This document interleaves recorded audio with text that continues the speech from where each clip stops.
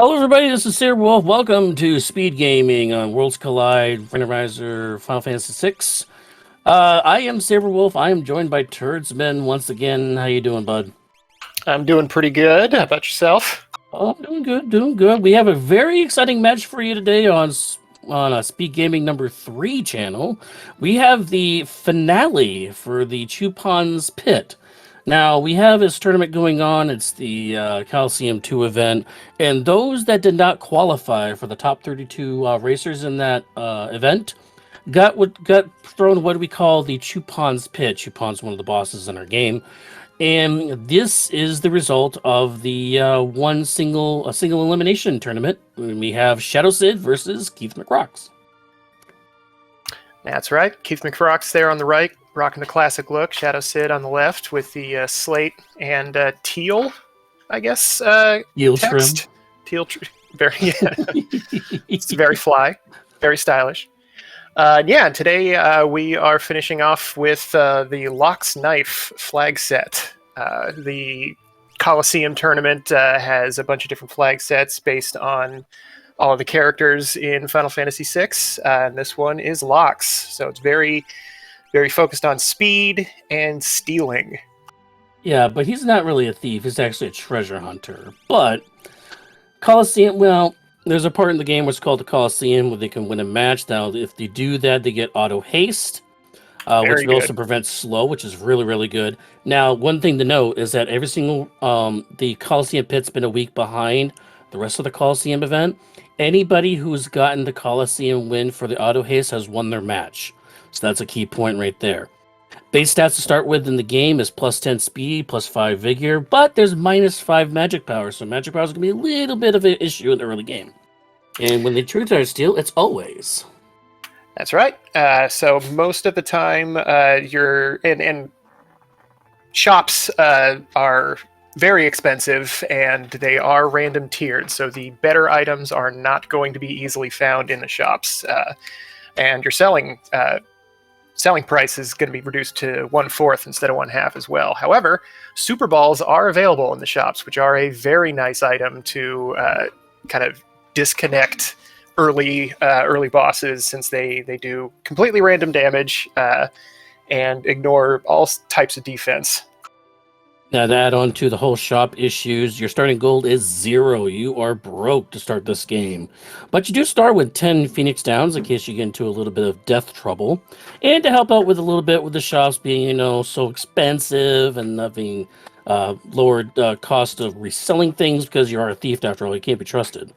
Chests are 100% randomized, so there's going to be a lot of stuff in the chest, so some good items in the chest that are available.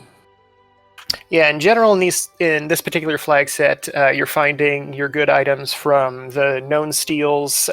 Say you run into pugs, tonberries if you're nasty. Those guys always have Minervas on them. A lot of the endgame bosses usually have a decent weapon or two available. So having knowledge of the big steal list is going to be very helpful in this run. Yeah, especially with that steel always. And again, the character that you start with, which is how the Coliseum event's themed after, is vanilla. So we all know we're going to start with Locke. We know we're going to start with Steel on Locke.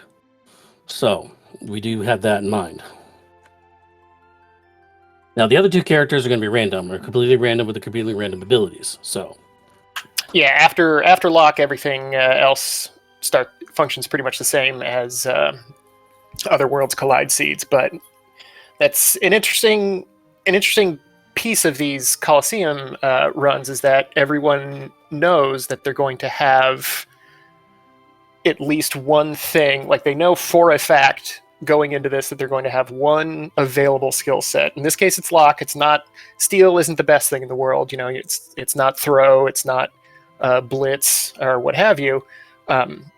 However, Locke does have very good equipment options. So you're guaranteed to have somebody that can use the Illumina, you're guaranteed to have somebody that can use the Valiant Knife, and etc. And looks like we're off to the races.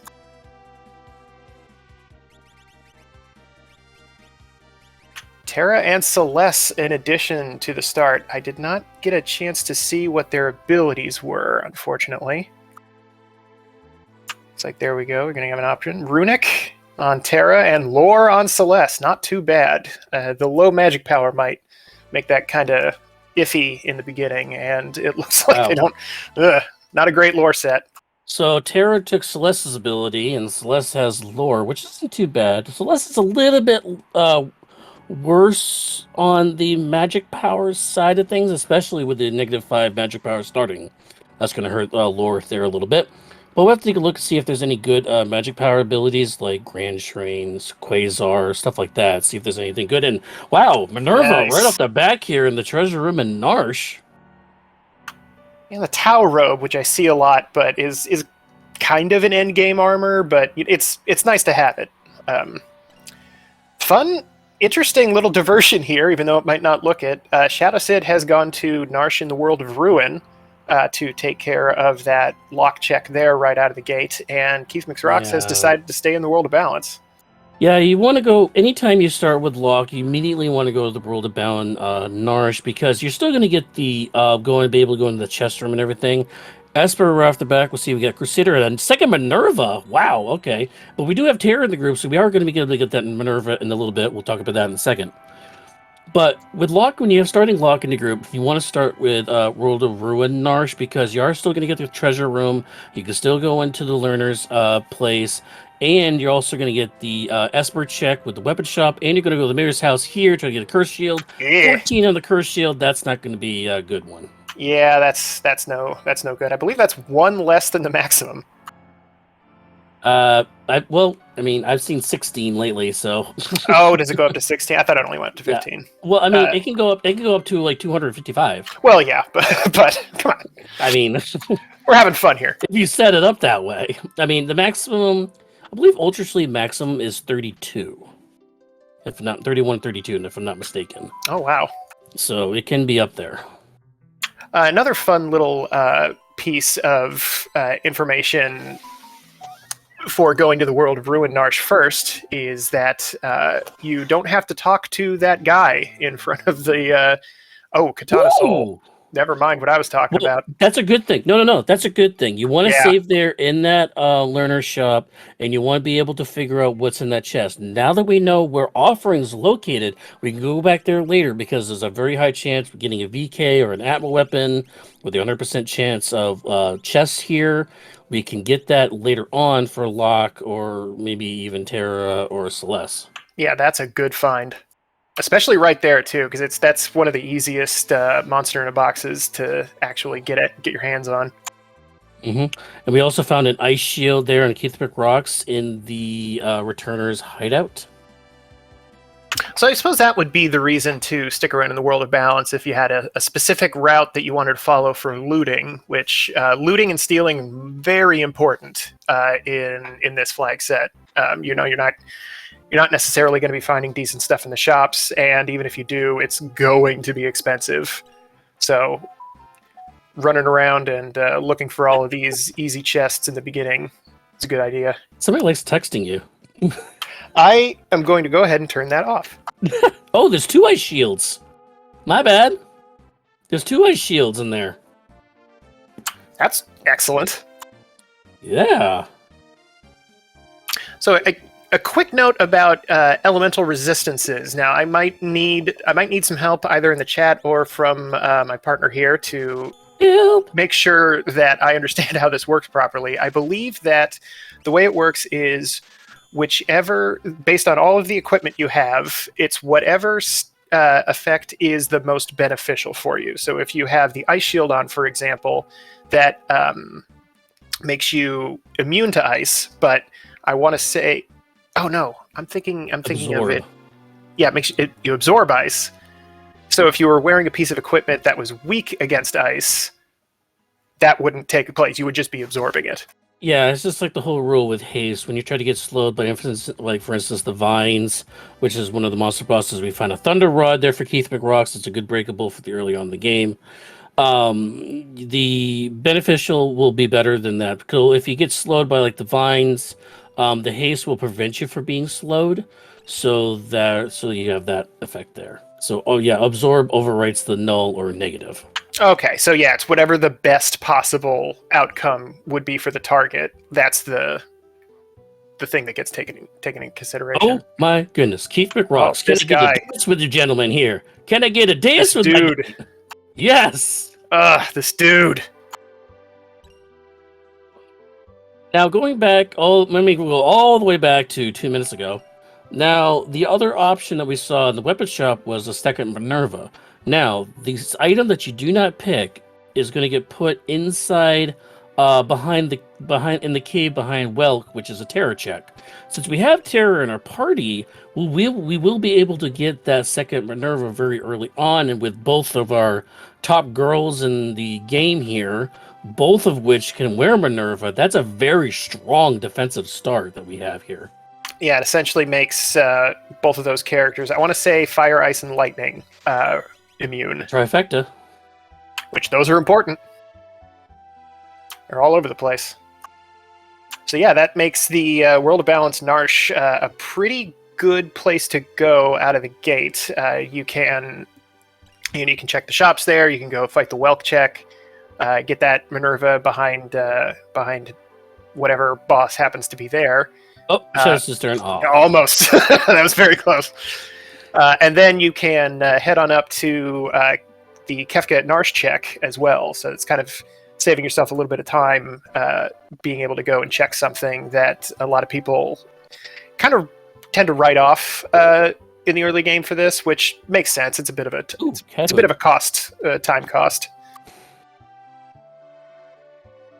I did see a red cap in the armor shop in World of Balance, South Figaro. That's a really good item for Log, especially if you can find a VK knife, because that's going to increase his health pool. So make him not quite as susceptible to damage. When he's like a half damage or something, so he's still effective with the hits, yeah, but still have a bit of health underneath him. Yeah, depending on how you're working your physical attackers, you don't necessarily want them to be able to absorb stuff. The Valiant Knife in particular does more damage the less HP you have. So having immunity equipment on lock if you swing it around the V-Knife is a lot more valuable. No, both of our runners did pick up an Esper in the Celeste prison check. It was Shout. That is a good Esper for the usage wise, because it does use break, which we need on tier 1 of Kefka. I didn't quite get a good look at all of the spells available on Crusader, but I didn't see anything that really stood out to me on there. So might not be quite where they're getting their power just yet. No, I missed it completely, but I did see there was 5 though, so that's a pretty good hunk of spells to learn, whether good or bad. And looks like we're gonna do some battles here in the basement of South Figaro for Shadow Sid to get these early levels in. Atlas Armlet. Tonic. Got that very important tonic.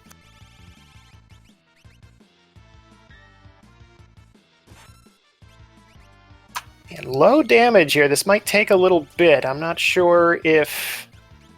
Oh, gonna crack a rod. Okay, yeah, that makes sense. I agree with that move. You got to get those first couple of levels so that you start doing more than just 5-10 damage.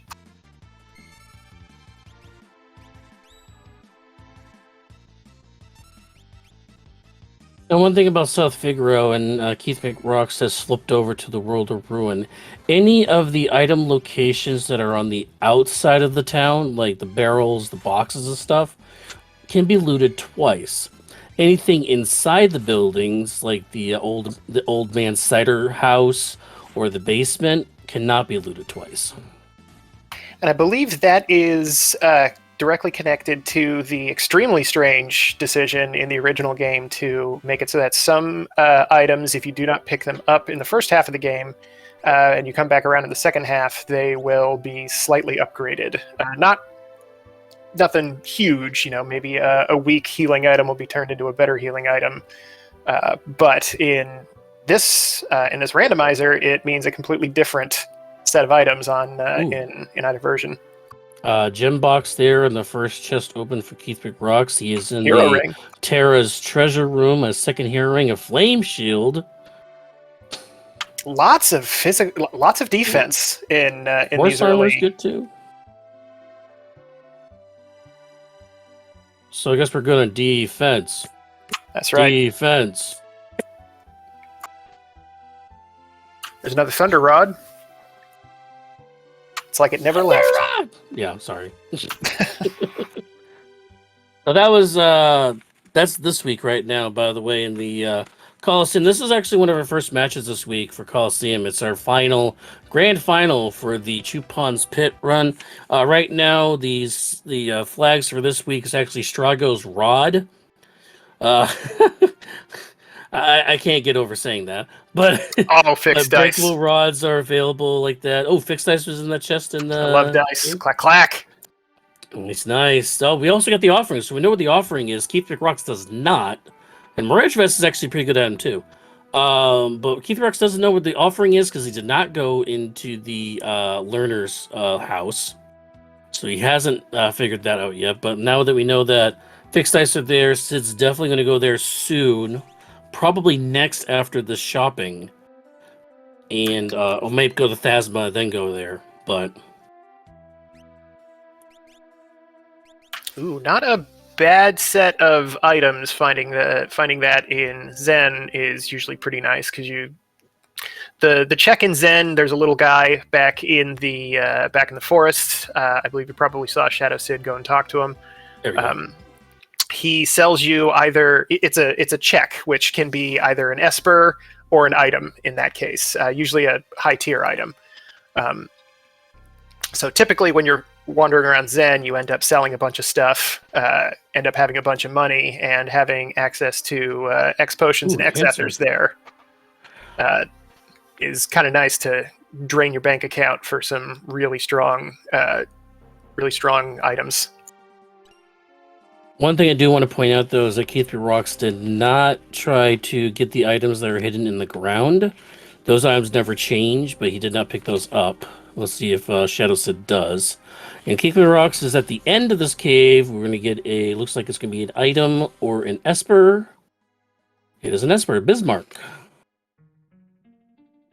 Now, the way that we were able to tell early on, this is something that might not be super obvious, is when you are going up to any of these checks that have a character involved with them, you see the character before you actually get to the end of the check. So in this case, there was that merchant hanging out in front of the sealed gate, and that let Keith McRocks know that it wasn't going to be a new character. It was going to be either an Esper or an item, in this case, an Esper.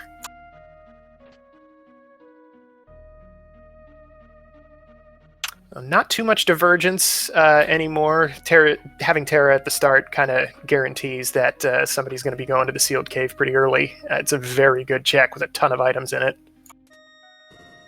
Keith McRocks is doing one of those things with the airship where you want to fly around the world of bounds, because if you fly around the world of ruin, there's a potential to run into a boss fight, which is the search the skies check, which can be purposely initiated by having Setzer on the team. As we find a golden hairpin, that's going to be good for early game for trying to cast spells from Celeste with her lore, if she has any good lore. By flying around the world of balance, you're not going to get into that fight. So by flying around the world of balance, memorizing where the location of that place is in the world of ruin, and then flipping sides, holding down Y to adjust you where you need to go. By holding down Y and moving the airship, you do not get into that battle, and that kind of protects you from trying to go into a boss fight.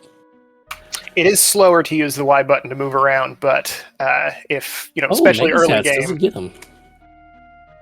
Yeah, it's weird. There's been a few items. I think I saw enhancers in a shop as well. I could definitely imagine. Ew. Having not a lot of money in the beginning, you don't necessarily want to commit to spending all of it right now in case you find an Illumina or something. And no, our runners do not have commitment issues. We're not saying that. I mean, hey, look, the world is ruined.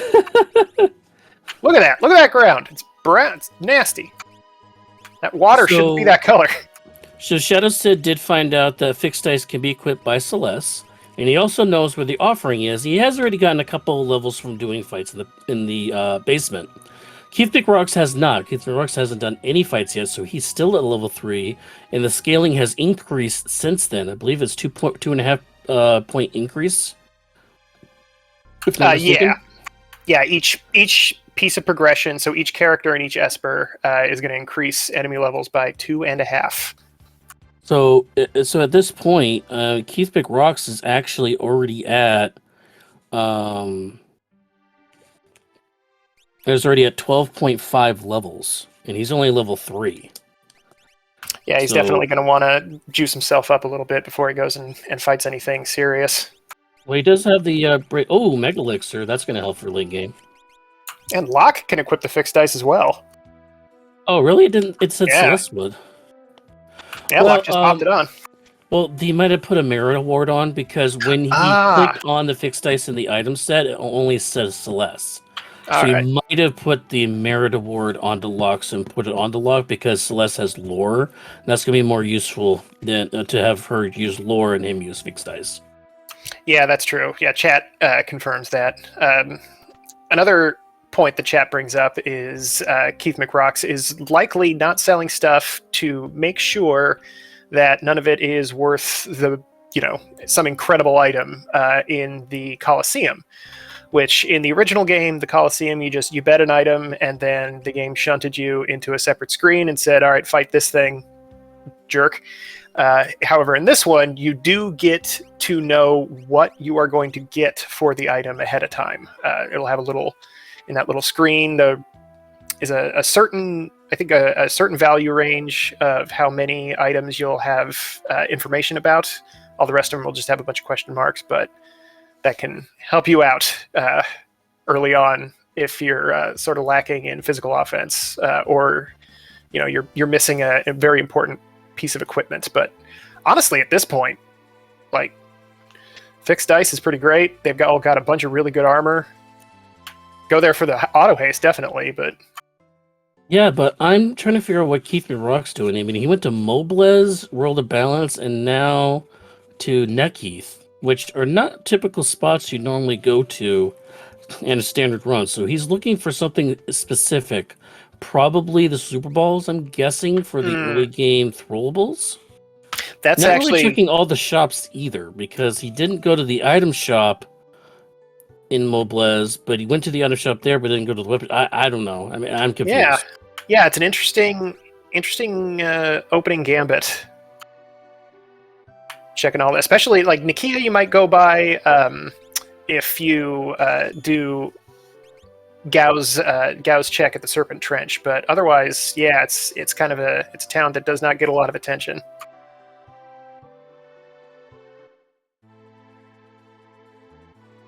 I would definitely equip an enhancer on Celeste. There you go. Tabby suit 2.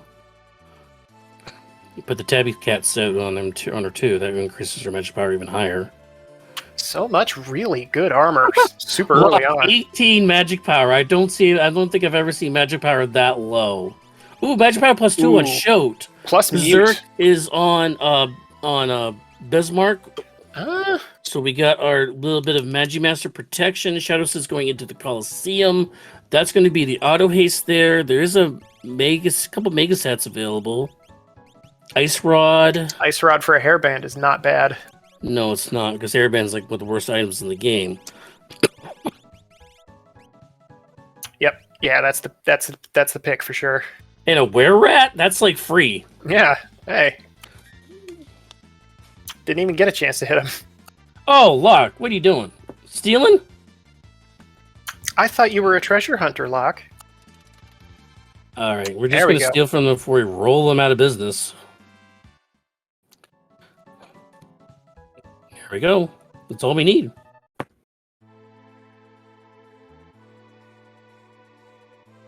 All right. Now that he has auto haste, probably off to maybe take a couple grind fights and then just start hacking away at these checks. Yeah, Schwans, who, by the way, are helping us with the restreaming here on the Speed Gamers 3 channel.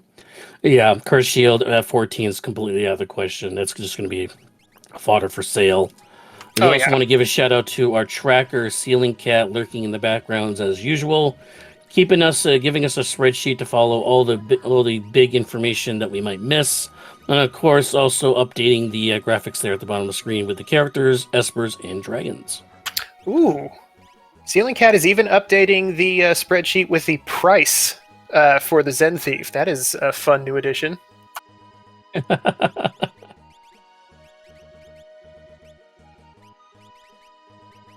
All right, going through the menus, making sure everybody's got the right stuff. That fixed dice, it's a great weapon. It's one of my favorites just because of how bonkers it can be, especially early on in the game. But technically has a 0 attack power, so every time you hit optimize, the game just goes like, well, you don't want this, obviously. Crusader also has Berserk, really nothing else for spells out of the 5 spells it can teach. Also does plus 30% HP boost. So I guess we can slap that on lock for now and try to hope to get a VK or an Atma weapon later. Yeah, it's like a just in case. Plus, I mean, HP is great. Since, you know, he doesn't need the magic power, not really a whole lot of other stats available. I would dump that magic power right on Celeste, which we haven't looked to see what her lures are. I guess we're just not even going to bother. One of them was, let's see, there was Discord. That was It was all non-offensive. Like, I don't think there was any damage dealing lures in there at all. Yeah, Keith McRock's not getting great luck with their grind fights, finding some little cheapo enemies from early on in the game.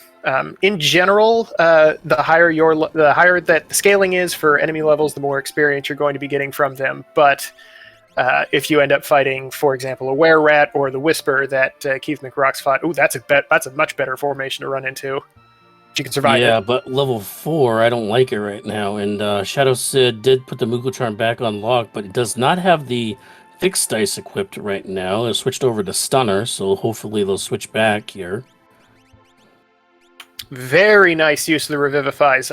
All of these enemies that Keith McRock's is fighting right now, except for the one on the bottom left, are undead. So just took care of the whole set there, and with really high... Whoa! Okay. Oh! Buy a lottery ticket. Yahtzee, anybody? Holy crap. Yeah. Well, that went perfect.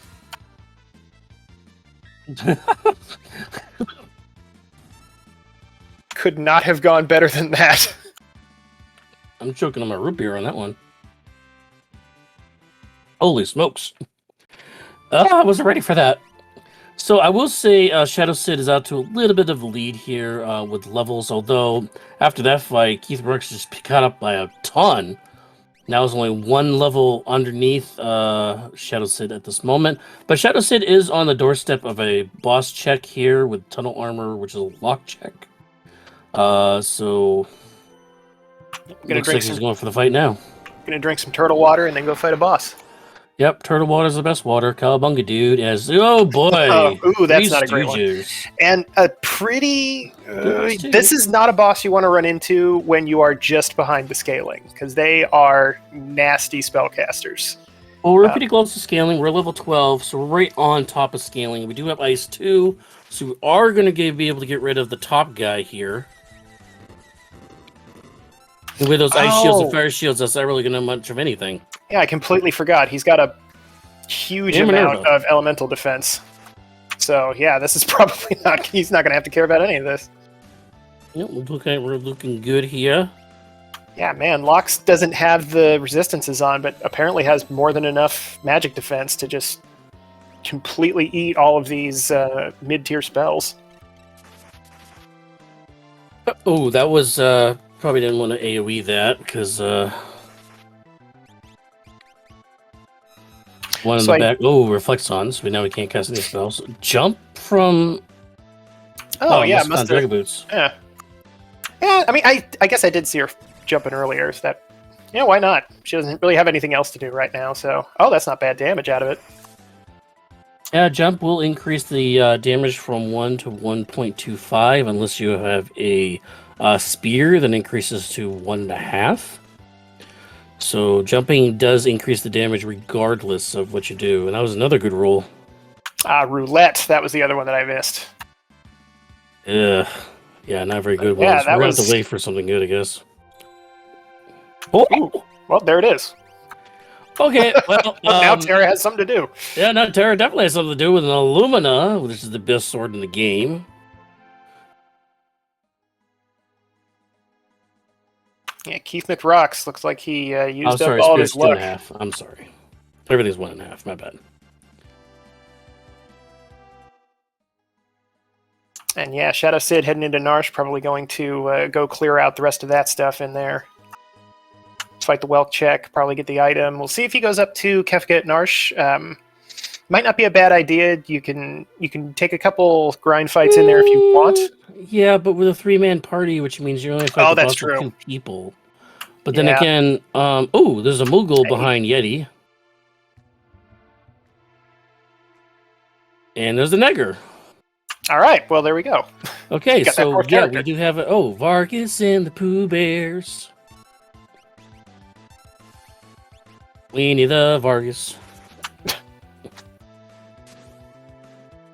Oh, Terra We're jumping, jumping with the Illumina. Well, Okay. that still gives you the proc. I believe you don't get the MP crits out of it, but you can still proc a pearl off of that.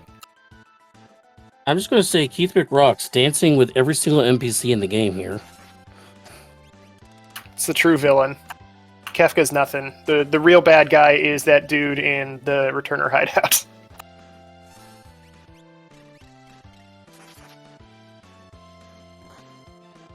Yeah, Keith McRock's spending a bunch of money on Atlas armlets. Actually, jumping is not helping here. I think if you swing the sword, you can do a lot more damage here. But it doesn't matter. Fixed dice doing work again for over 2,000 damage. Looking like the MVP. Keith McRock's still shopping, still looking for his particular items. Yeah, possibly just not feeling quite up to speed yet. Maybe just not running into getting quite the offense that he wants, but gonna head into the Opera House for a couple more grind fights and a check. Dragon Boots is going to go on Edgar, a natural pole arm user or spear user, so to speak. Will definitely be good for that. Oh shoot! I missed what Edgar's skill We're gonna was. jump with the dice instead, I guess. Hey, that's actually I like this strategy. Using jump with the dice, not only does it reduce the amount of time it takes for the all the clacks to go out, and you have to look at the dice and all that stuff. You do still get the damage buff from it, and with auto haste, jump is going to execute much faster than it normally does. And there's your answer. Not doing Kefka at Narsh. He's going to pass on that and go back down south. Keith McRocks is doing his best impersonation of a cleric from D&D, exercising all the undead here. Yeah, running into a lot of skeletons. Yeah, maybe there's a lot of skeletons in the closet. I don't know. And I guess heads. Sorry, Mama. The Skull Eaters. Or in this game, they are called Peepers. Substantially less threatening. Yeah, threatening that turns you into an imp with your tail. Oh, thank you, chat. Edgar has throw. That's a really good ability. Especially with that Magic 2 Esper floating around. Looks like Shadow says going to go for the offering here. However, the jump on lock with the dice is going to have to be flipped over to just offering, I guess. So, but that's okay. Yeah, this is a good time to get it. The jump is more of just an addition. Oh, we have Muddle. Oh, we do have Muddle. Level 3 Muddle, however. Or do they have the regular Muddle? Oh, well, they have regular Muddle from this magic spell. Not using it, though.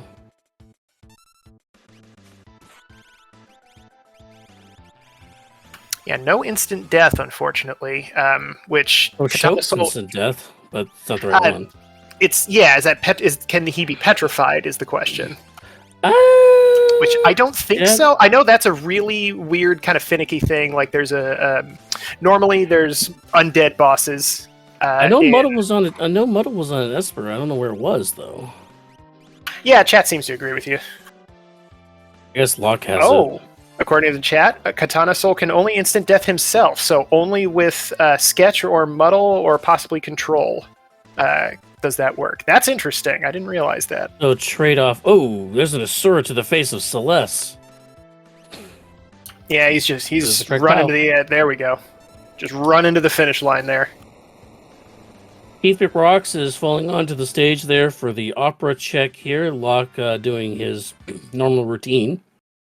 Celeste stays standing next to herself, and then we got a Kefka. I guess that's it. Runs over. All right, yeah, he did it. He found the last boss. He's going to defeat him. Yeah, run the animation. We're done. All right, well, hey, thanks for tuning in, everybody. Looks like Keith McRocks is going to take this in just shy of 32 minutes. That's a very good time. Yeah, we're trolling. Yeah, please don't leave.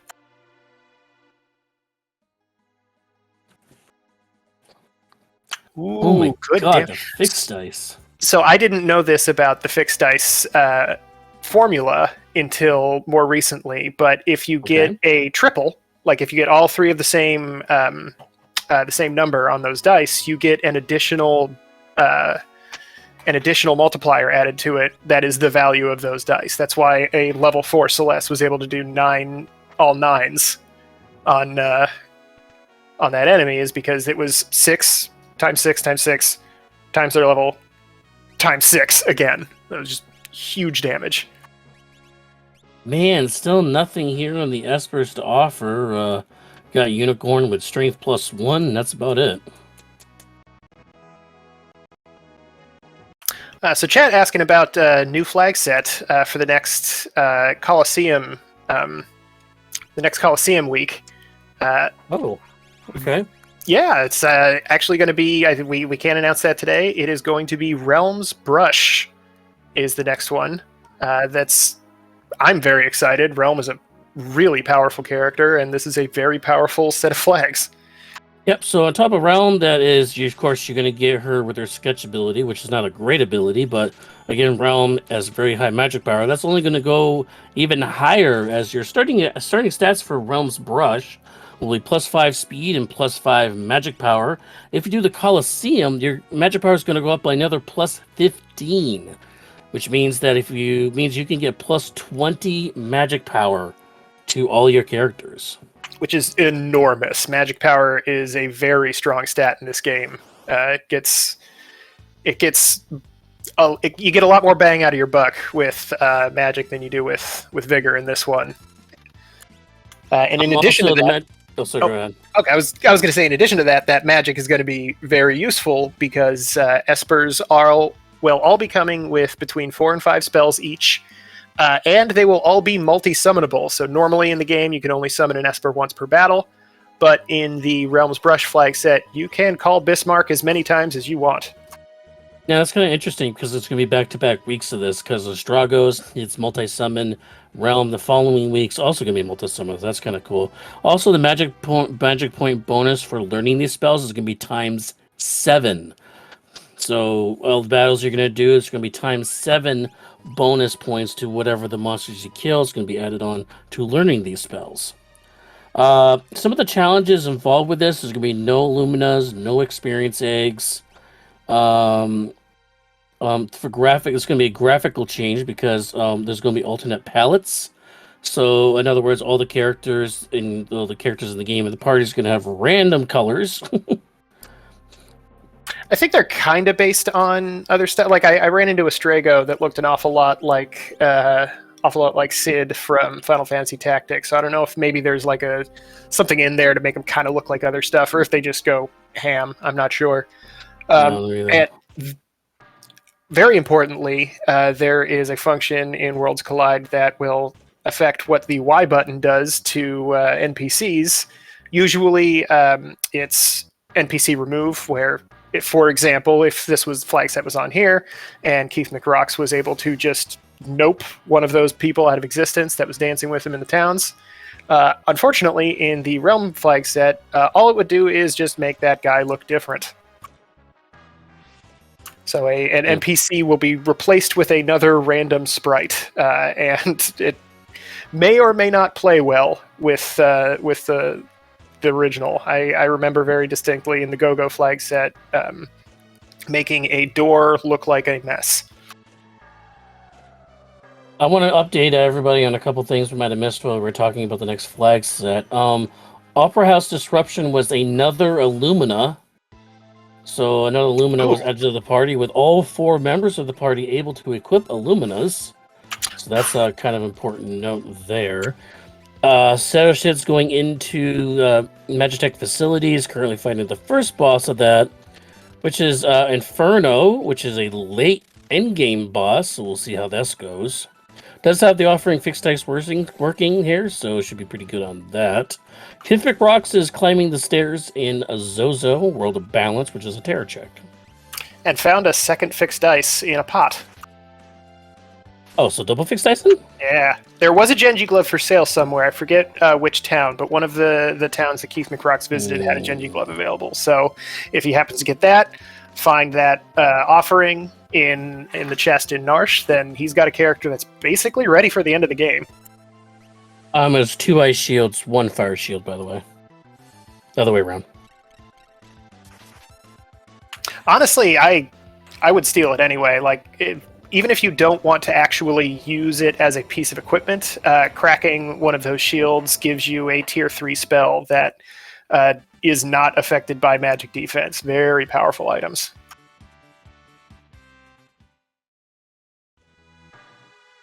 Yeah, Keith McRocks finding the crane at the top of Zozo Tower. And Niles and Fraser.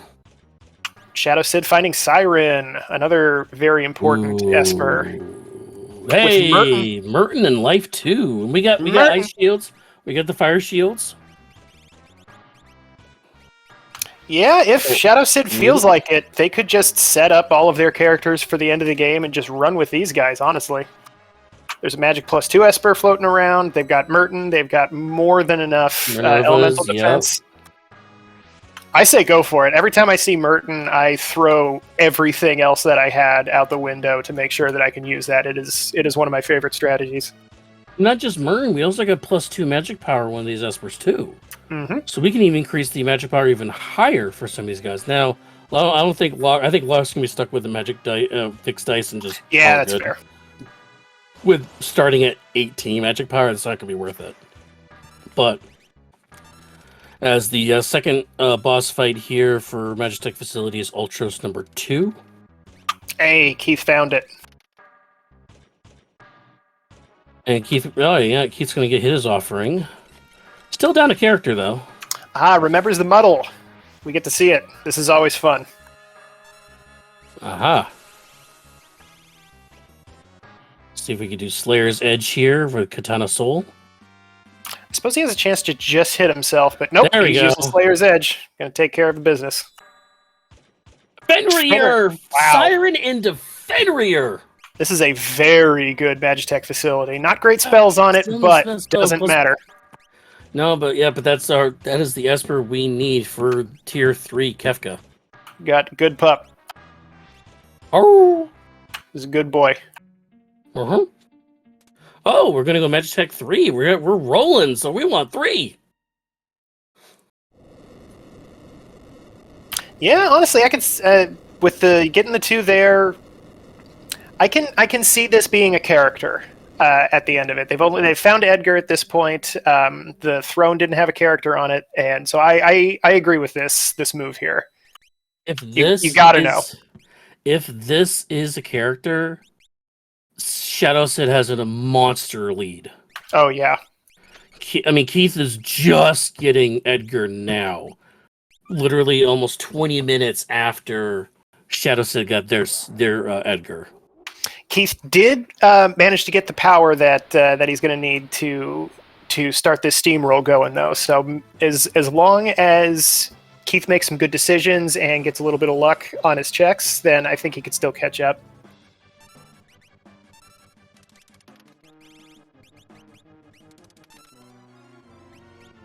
One interesting thing to note is that if you steal from some of these bears that also steal, they will steal gold from you. But when you win the fight afterwards, that gold that they stole will be added into the multiplier, a bonus that's built into whatever the seed set, whether the flag set is. So there's the Yeah, there stolen it gold is. I was just mentioning right there. So now if you win this fight, that stolen gold is going to be multiplied times 3. So if you stole 1,000 gold, you're going to get 3,000 back. It's So free this money. is a good way to make up that quarter selling cost fight. So now we look at this gold here. It's going to be after we go there and throw these spells. Over 104,000 gold. Woohoo!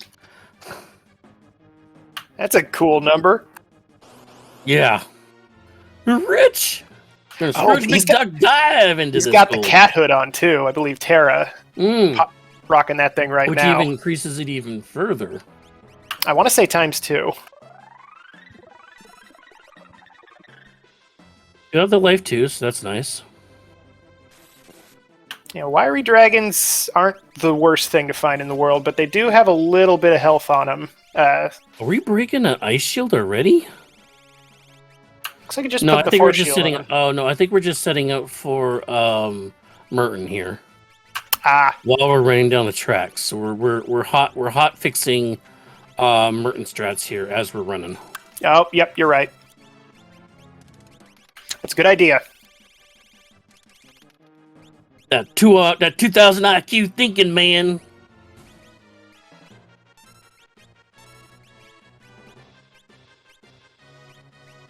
So yeah, Edgar popping the flame shield on.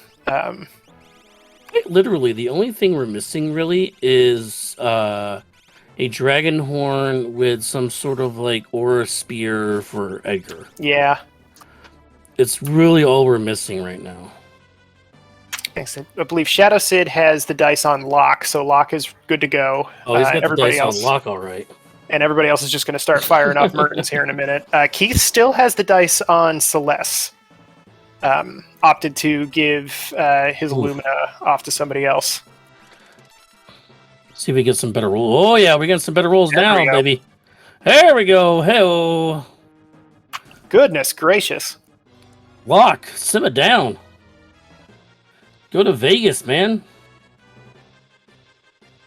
Oh yeah, chat pointing out something very clever little time save using the long animation for the fixed dice to do some menuing, rearrange items, and make sure everybody has the right stuff on. That's a very good strategy. Good thinking on Shadow Sid's part. And this is a vanilla number 128. Oh, you're right. I forget where this guy is in the regular game. Well, we had his older brother in the first check here, which was actually in Kefka's tower. But yeah, we got 128 vanilla here for the second check. And we got Merton running already. Yeah, Celeste did $5,000 at, I want to say, like level 20-ish. We do Pretty have... good. I believe she's we had do have that a magic golden plus hairpin, 2. though. Oh, yeah. We're going to need that golden hairpin for this Merton, though. Oh, yo, we have Cat Hood, Enhancer, Minerva, and Illumina. Oh, yeah. Yeah, her magic power is probably through the magic roof. power espers. I mean, go. Yeah, we're gonna do a lot of damage. Not a character though. Not a character. Oh, but third 3 Esper, triple Esper, Magitech facility. Very good Magitech facility. Oh, and we got fire. Fire. Hey, this is easy. Got Merton. Plus, full heal immediately Merton before this is fight. Win, so technically Oh, it doesn't you're right. work.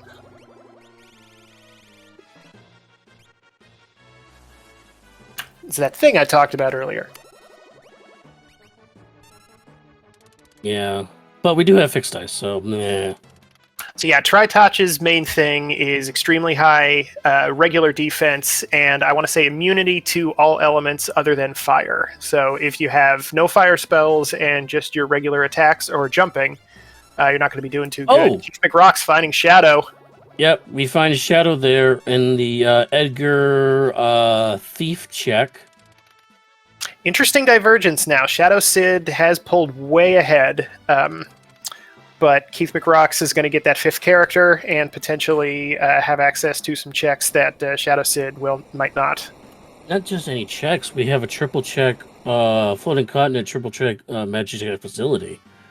And we know Magic Facility has 3 Espers. So this would be 5 characters, 7 Espers. We could do Floating Continent for a possible at least 2 more Espers. Just those 2 checks, he can be back in this game. Yeah, Floating Continent and then Magitech Facility back to back would probably put Keith McRocks up. Maybe even pull him ahead a little bit if the next few checks from Shadow Sid aren't that great. However, he is going. He's going right into the cave now. So still right on his tail. Well, I mean, if Floating Continent is a character and 2 Espers, that's game. This is game. Yeah, Narapa, finding Narapa down there, not too big of a deal. Just got to wait out the Condemned. Oh, maybe get a chance to knock him out before you get the time sink. Celeste using the fixed dice, which is kind of interesting. She actually has higher physical attack stats than Locke does. So...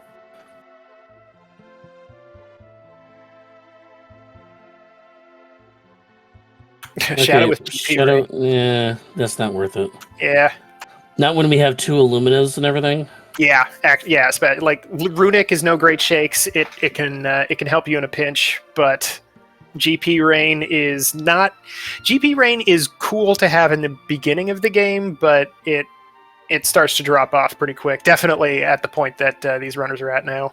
Well, especially in this game where we're starting with 0 gold and gold's at a premium to do things in this game. The last thing you want to do is be throwing it away, literally.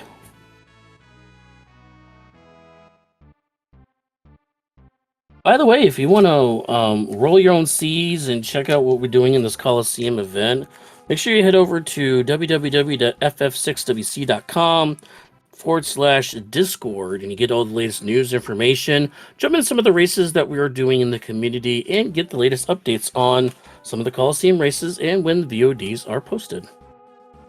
It is a very good Discord. Lots of people there to answer your questions if you need to. Just great folks all around. Yes. So the Chupon's Pit seeds started a week after the rest of the Coliseum event did. So they are actually a week behind on their flag sets. So they are running the Locks flag set this week. The rest of the Coliseum, and this is the final, so this is the last one for them. This week right now for the Coliseum, for the rest of the Coliseum is Strago's Rod, and then next week will be Realm's Brush. So yeah, this is the not side tournament exactly, but a concurrent tournament running. Yeah, this is the Eliminator tournament. All the ones that did not make the top 32 in the Coliseum got put into the pit and did a single elimination tournament of just them. And this is the final of that tournament. So this is actually the grand final then. So like whoever wins this is the grand final of the pit. Shebang. Yep. Hey, all right.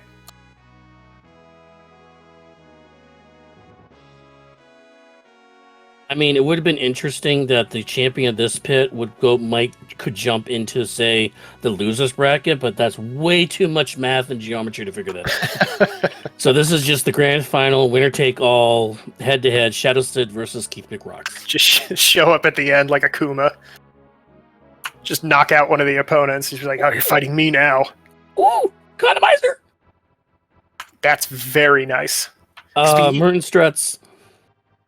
Because, yeah, you don't, like, with Celeste's magic getting as pumped up as it is, you don't necessarily need the double earrings. Ooh, Esper. Zone Seek. Cure 3. Magic Very Card nice. +1. Very good, Esper. Having that Cure 3 in your back pocket always feels good. We have Life 2. We have Cure 3, so we do have our healing here. Still don't have any offensive spells except for Merton. Yeah, Life 2, Cure 3, and a ton of armor. This is a very defensive seed. Yeah, Keith McRock's going to take on that dragon real quick. Yeah, this is a very grinding fight. Oh, Bluey. Merton's not going to help with this. Although Mickey Rourke doesn't have Merton, Shadow Sid does, but oof. Oof. Ouch. Flame shield. Weak against water, unfortunate. Yeah, I might have to switch to a Tortoise Shield, which is strange to say that. Yeah, but right. Tortoise Shield actually absorbs water. It's got its purpose here and there. Shadow Sid immediately Slap equipping the that on. Economizer onto Celeste. Does also open up the golden hairpin for Terra. Ooh, finding the Rippler, which exchanged status with Edgar, which all he had on was low health. So all that didn't do anything, Ooh. really. Side-by-side Bluey action here. Oh, maybe the Rippler would have moved the haste over, but it doesn't matter because it's dead.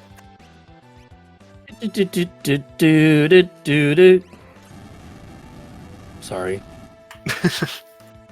Hashtag parent issues. If you're a parent, you know what that music was. Oh, is this another Baby Shark scenario? It's the opening music to a cartoon.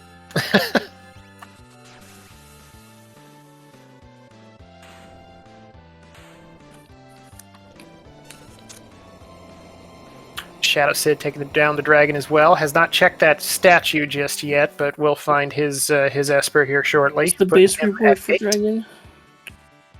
For Bluey? Oh, Scimitar? No. Eh. I already have one. Yeah. Everyone loves the blue Durgan. So, Zone C takes Shadow Sid to 8 Espers, 5 characters, while Keith Peak Rocks is behind at 5 Espers, 5 characters. Keith Peak Rocks now has to do Magitech Facility, which will get him to 8 Espers as well. Or do Floating Continent and maybe hope for a 6th character, which I believe where Shadow Sid's probably going to end up going soon. Sadly, Keith has ran into a couple of dead checks. The Illumina from Opera House and the Gem Box from Zozo. So not necessarily running slower than Shadow Sid, just getting a little bit less lucky with the checks that they're picking. Actually, no, take that back. If I'm Shadow Sid right now, I would actually be going to Moblez World of Ruin and to Cave of the Veld to peek those 2 checks to see what those are. Because there's a 6th character there on Shadow's Gao's dad's house as a Cyan.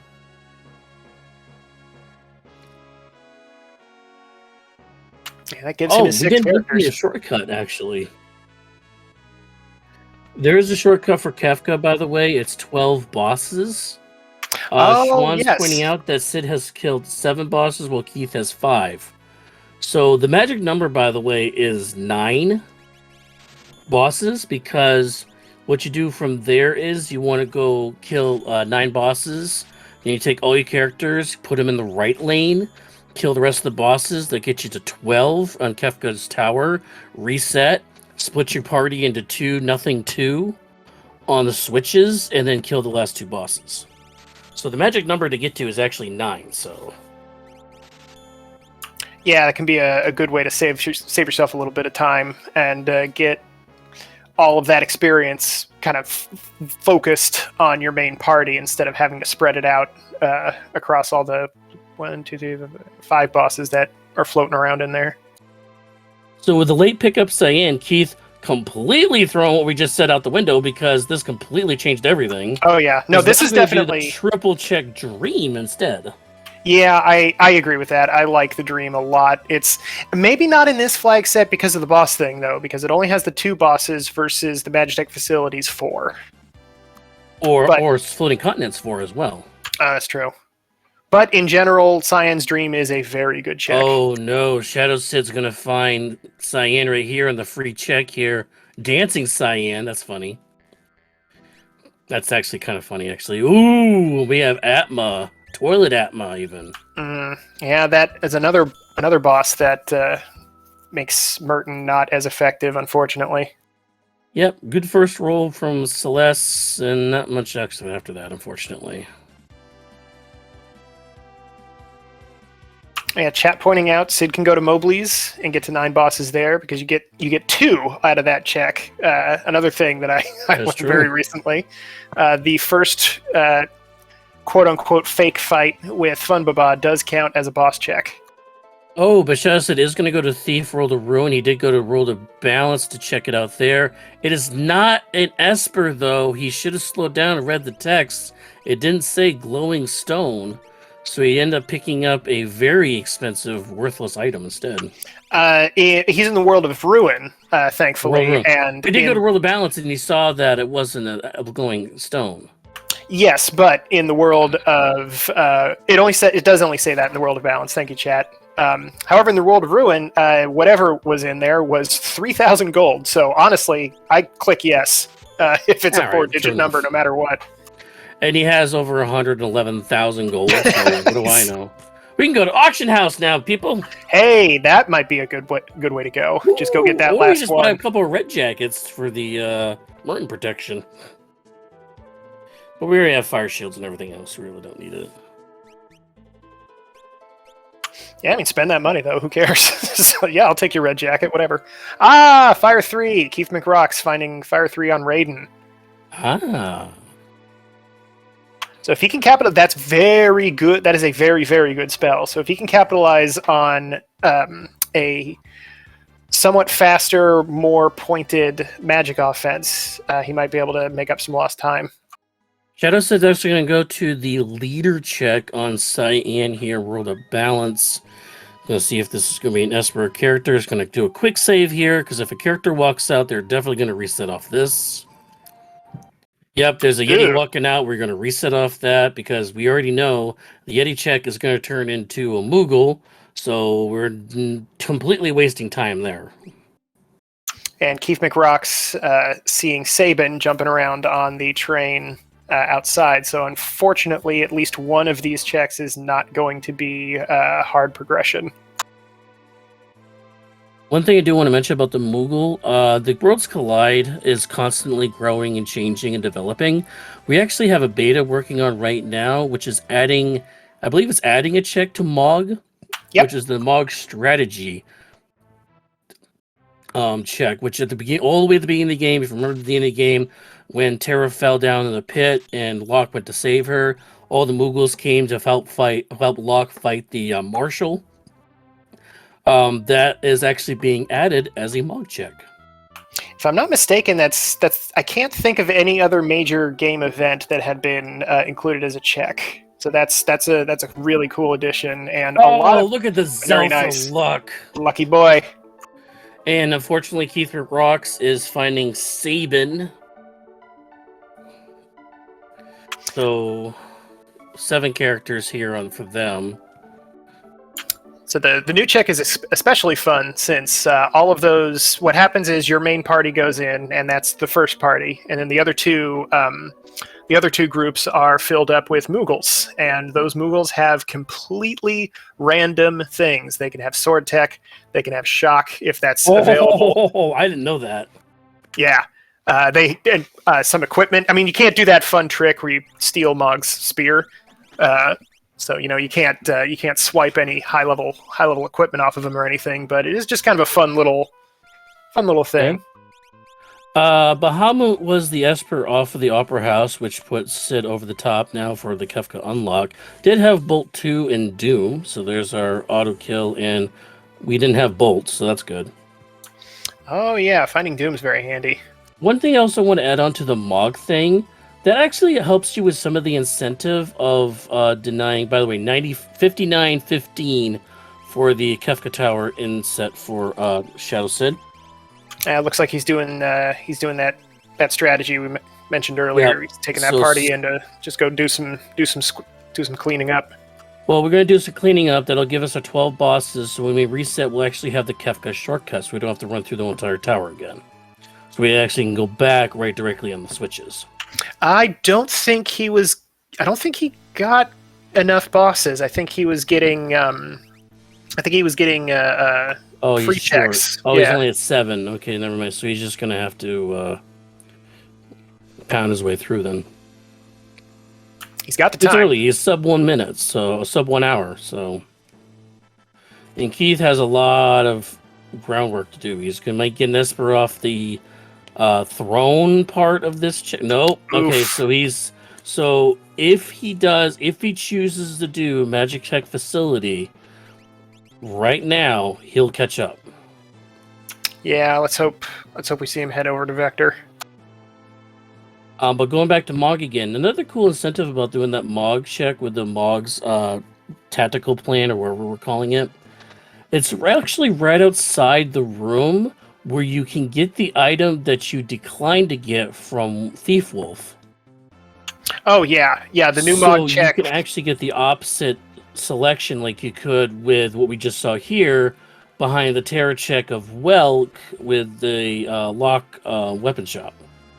Yeah, the new Mog check is huge. I think really takes him from a in my opinion, somewhat low tier character in terms of checks.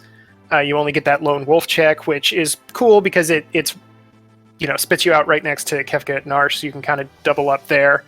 But that's kind of it. So finding Mog, you sort of know what you're going to end up getting into. But now you got that extra check and the slight changes that they've made to the way that Kefka at Narsh works. Now it just spits you out right in Arvis's house. After you're done, you can really chain a bunch together.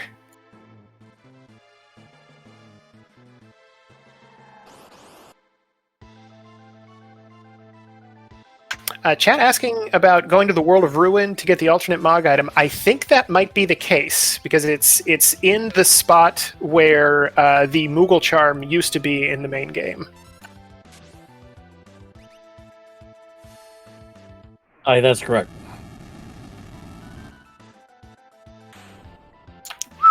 All nines on that ghost train. Wait a minute. Would the Mog is that Magimaster? It appears to be. Oh, goodness gracious. So Keith is definitely down in the hole now. We do have Berserk. So that'll help us with the fight a little bit where Magimaster can't keep changing their defenses.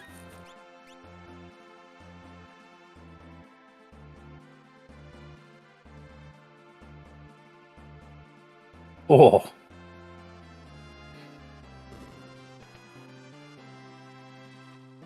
Yeah, Pearl Proc's working out. Holy moly. Oh, Shadow Sedex picking up another dragon here, too. Now, the dragons do not count towards the boss counter, I believe, as far as the skip is concerned. So this must just be for some extra levels. Okay, well, Dragon Slayer Lock has this all set. Kapow, kapow there. Oh, no, not quite. My bad. Oh, okay, we'll just throw Merton on top. How's that?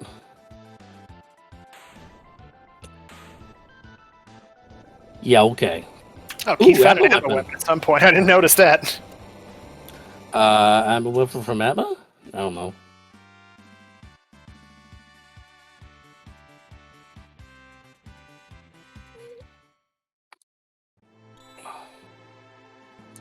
And the max HP Esper that we found so far was a 30%, so... Yeah.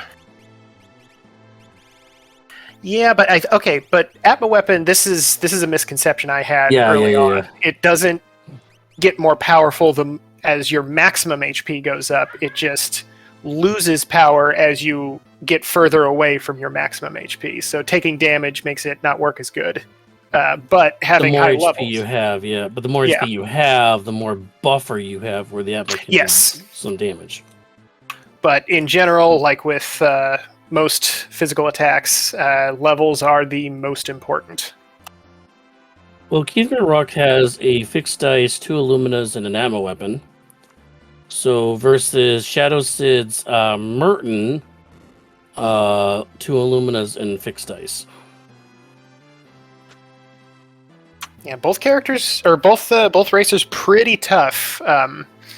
Merton probably is going to end up winning out in the end, but Keith McRock's no slouch. Plenty of really strong characters if you can get that steamroll going. Only one offering, though, so you can't double up the offering with the fixed dice, unfortunately, and the Atma. Gotta choose one or the other. I'd probably go with the Atma weapon, personally. All right, so Keith Rocks is going to make the great decision here. Doesn't know that, but he is making the right decision here. Going to MedTech facility is going to get at least 2 Espers off this. Hopefully goes for MedTech 3 to get all 3 Espers here. Some tough bosses in there. If I remember correctly, Inferno was hanging out in MedTech facility. So that'll be pretty tough. But I think at this point, both of these runners are pretty much... They're going to do okay. Anything that they run into, they're going to be able to handle. It was Inferno, Ultros number 2, and then the Vanilla number 128. Which is Inferno Junior. Yeah, that's fine. Shadow Sid going up to their first statue boss here at Kefka's Tower. It is Tentacles, but since we have auto haste on, they cannot grapple you. That's right. They have to slow you first before they can actually grab you and start sucking your HP out. So these poor little guys aren't going to be able to do nothing. No C's. Wow. So one shot of Merton killed all but the one that absorbs fire. But you know what? We have a lock with fixed dice offerings, so we could take care of that last little weed. And Celeste only has, I think, a hero ring on, because she's wearing the economizer, obviously, and I believe has a hero ring on in addition to that. So that's enormous damage coming out of her with, frankly, not optimized for it. Yeah, we only had one hero ring, no earrings from what I've found from any of the racers here. So no boost to magic potential here. Shadow Sid dipping out.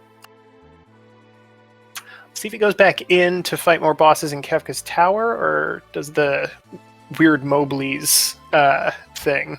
Yeah, it's gonna go. Just gonna go ahead and jump right back on in. Okay, so that was about 8 minutes to travel through Kefka's Tower to do the side lanes. Now we're going to split the party to 2-2-0-2. So 2 strong characters in one lane, 2 strong characters in the other lane. And then refight the way through Kefka's Tower again. I actually would have put the strong party in the middle, not the right.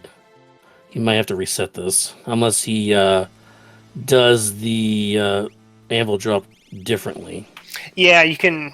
Oh nope, just gonna dip out. I see. Right away. He shuffled it wrong. So that was the correct way to do it if you had the skip. I think he thought he was thinking skip, so he set it up that way, and then, oh crap, I don't have skip, I gotta do it the other way. Yeah, might have miscounted his bosses. Terrace, to Edgar with Lock there, with Shadow going to be... There we go.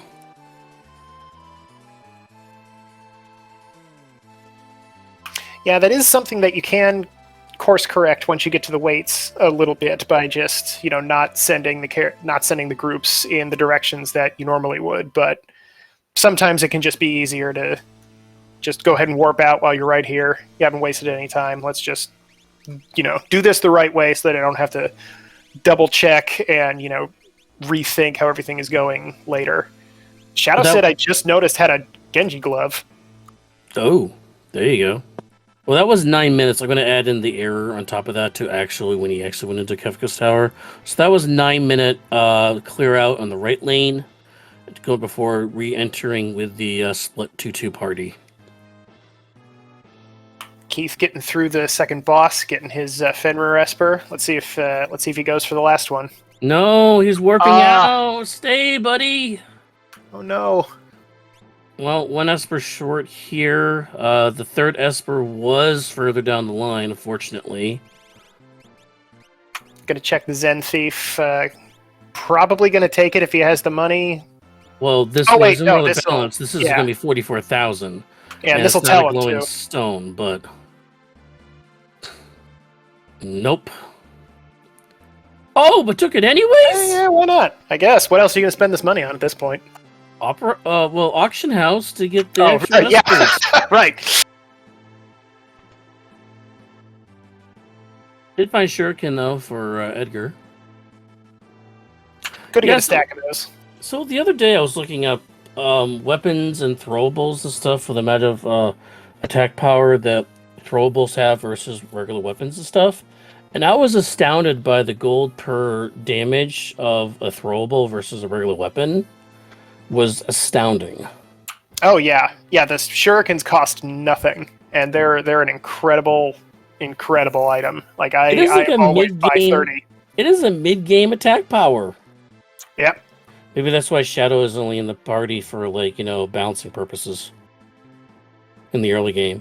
Yeah, that always disappointed me. Every time you would find one of his weapons in a weapon shop, and it's like, I haven't seen this dude for 6 hours. What are you doing? Killing his own mom for money. He didn't actually do that. He just said he would. I know. I'm just saying. There's a big difference. Usually is cut his mom's own throat for a nickel. Hey, in-game text, not me. That's a strong Edgar impression.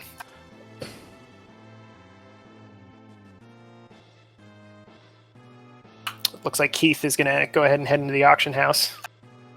Yep. Oh, Rage Rings, too. So that's actually another variation of fire protection for Merton, by the way. Yeah, 4 overlapping fire resistances. It is a Merton seed. Unfortunately, Keith McRocks does not have that online. But it's going to go into the auction house. Let's hope they get the same luck. Nope, no Zelda luck for them. Ooh, it's Magicite! Not even rub in the face. Not even the hero ring slot, I don't think. It's a Magicite which summons an Esper. Right, yeah, Esper not the good Magicite. What is this? Oh, come on.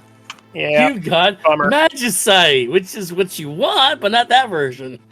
It's in quotes this time. It's not an actual Esper. It's quote-unquote Magicite. This game is such a troll for Keith between dancing with all the NPCs and getting... Oh, no. The second fake mustache. Oh, my goodness. That's still not the hero ring slot, right? No. Well, maybe it is this time. Oh, it is. Yeah, it is. Okay, yeah. But still. Yeah, well, anyway, Shadow Sid has taken the middle... Shadow, who was in the middle lane as the third party there, is on the switches. Here is statue number 2 for Shadow Sid. Piranhas. Uh-oh. Time waster. Yeah, honestly, especially with this much attack power, finding a boss like that is kind of worse than finding a tough one. Because if you find a tough boss, you just throw all your best stuff at it. But these guys are specific. Well, actually, Cyan's helping out, even though he's kind of a... Wow! We got an early Resopress popping up there. That's awesome. And this proc will probably do him in. Shadow Sid stealing all of Keith's luck from earlier on when he threw those 6... The 3 6s.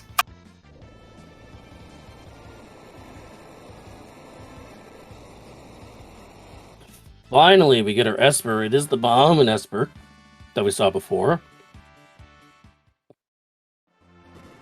This will be Esper number 9 for Keith McRocks, which means they will be online. But, however, they will be about 14 and a half minutes as of right now behind. Yeah, it's going to be tough to catch up unless Shadow Sid gets some really unfortunate luck or makes a couple of mistakes in the final boss. It might be pretty tough to unseat him at this point. Well, I mean, if he does split the party up and just goes the 3 lanes here, it's Tentacles, Piranhas. Oh, I missed what Guardian was. We missed what Guardian was. Oh, we did. So it's not, the fights are not that bad based on those 2 things. Yeah, that's probably what I would do too at this point. I know that it feels like you really want the skip, especially if you're feeling this far behind. Which no, it looks but he's like stacking. Yeah, he's stacking. Like he's stacking. So he is going to do the double run through.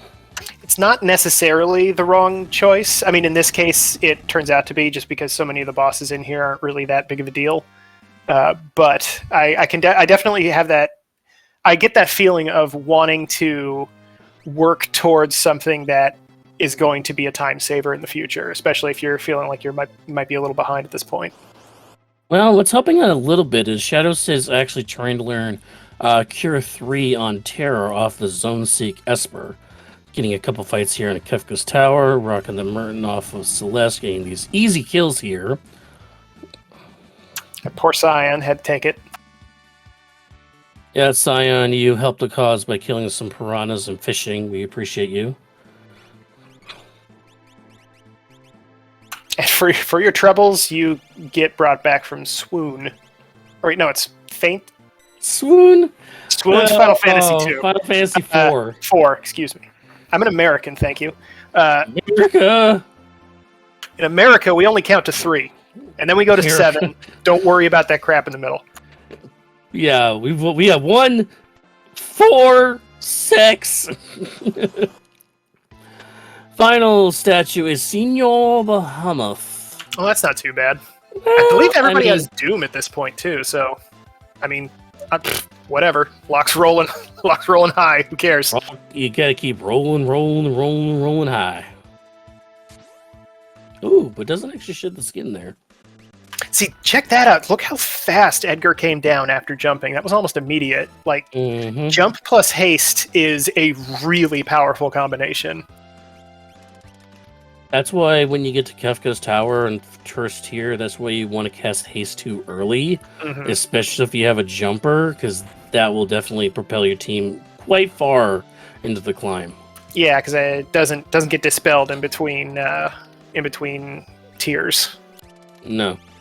Yeah, that and casting a Kirin Esper at the beginning, which gives everybody regen, which also prevents you from actually getting those sapping hits, which also tier 1 tries to hit you with.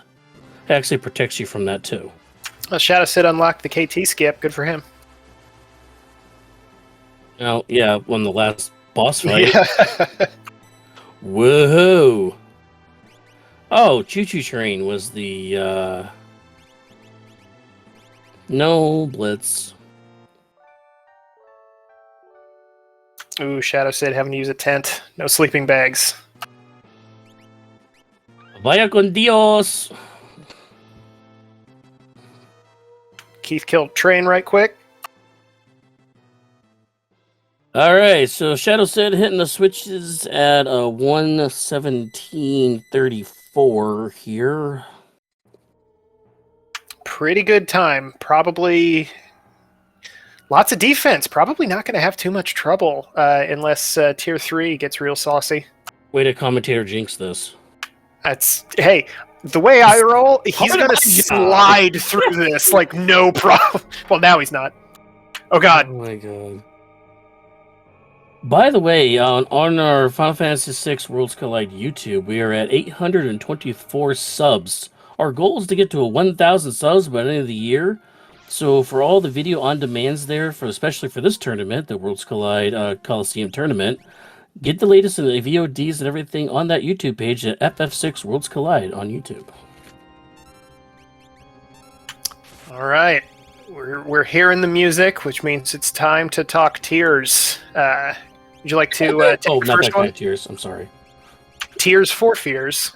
Yeah. You go. Okay. This guy's got 3. Tier 1, as you can see just there. Doom works on the long arm, which is that one closest to the screen there. So usually first thing you want to do is just go ahead and take that guy out right away. And then the head is weak against fire, which is another target, which is definitely advised to be the second thing that you take out because it has a very nasty quake counter if it is the last creature, character, enemy, whatever you want to call it, that gets killed in the fight. Uh-oh, Dread. Uh-oh, lots of people queued up, and Celeste just got petrified. Yeah, but the forking fire there to the head does not really do much damage. Locke, you want to hit the head. Locke, you want to hit the head. Ooh. Locke, you want to hit the head. Oh, head's not dead. Interesting. Anyway, the short arm. Oh, sorry. Go ahead. Well, this is bad. We're gonna kill head last, which means we're gonna get the ultimate attack coming out of tier 1 here. So we need float right now. Oh man, two petrifies in this tier. That does not happen too often. Okay, Oh, we there's got float. float. Very Yeah, nice. we got float. No, float. There. No, float. Uh-oh. No, the Merton float. Uh-oh. Oh Anyway, boy, this might be a party wipe here. Short arm there on the left, the one in the back, does not have a counterattack, or if it does, I think it just does like a regular physical or something like that. Not too big of a deal. Oh, we survived. Oh, What a gutsy move! that was floated there. I mean, I like how he lingered over it just to be like, hey, look what I'm about to do. such a tease. Yo, check this out. Well, we moving on to tier 2. Now, tier 2 is a quadruple-headed monster here. We got the tiger there on the bottom right side of the screen that is weak to Ice 3. Casts a lot of nasty...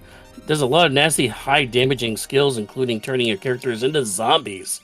Right on top of its head is Bluey or Blue Guy or Hits, because when you kill him, he deals 10 hits to your party. He's actually weak to Stop, so if you cast a Stop spell on him, does stop him temporarily. It does wear off after a little while. Right behind him is what's called Tools. They are weak to lightning, but they are especially weak to automatic kill damage. So X-Zone, Doom, Raiden, Odin, stuff like that will automatically kill them. Break does not work on them. And all the way in the back, facing away on the left-hand side, looking like Kefka there with the arm stretched out, is Magic. They cast a lot of high spells, Haste 3, all the high tier 3 elemental spells and like that. However, they are weak to Mute, which is probably the worst thing you could be weak to as a magic user. It's incredible. So cast Mute on them, stop on Bluey, automatic kill Tools, then you can focus all your damage onto Tiger, which is weak to Ice 3, and then bing bad boom bad bow. There you go. After you really kill Bluey after that with the 10 hits and the 10 hits come out, you can actually use this portion of the climb as a halftime. Reset your party, get your health back up to kill then kill Magic before advancing into tier 3. Yeah, this is a really good spot to kind of get your bearings back. It's really easy to kind of control what you end up doing in this fight, or at least what ends up happening to you.